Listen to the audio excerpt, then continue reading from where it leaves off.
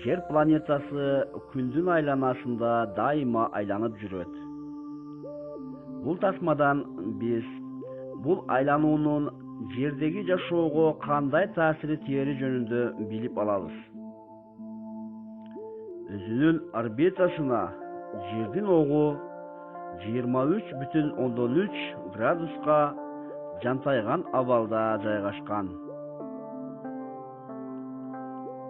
Жакшы. Бул жантаюунун жердеги аба ырайынын өзгөрүшүнө кандай тиешеси бар?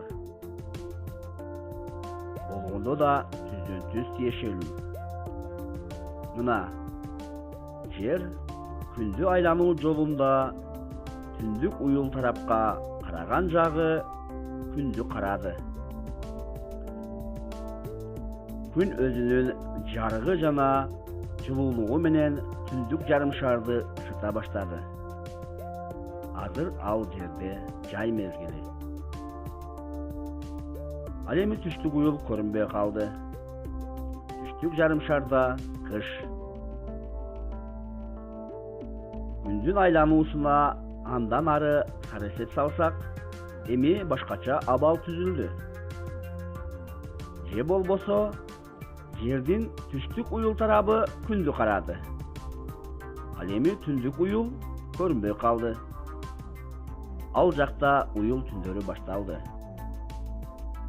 Бул мезгилде түштүк уюлда жай мезгили, ал эми түндүк уюлда кыш мезгили башталды.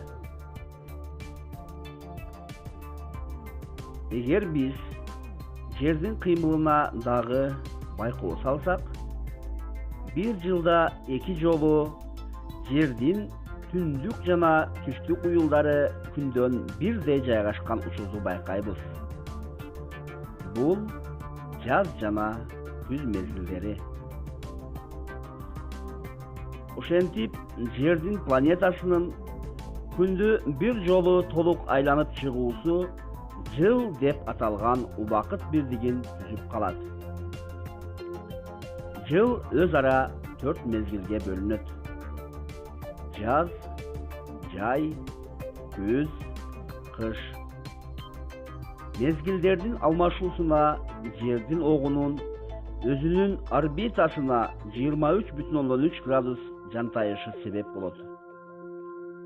Бир жылда 365 күн бар.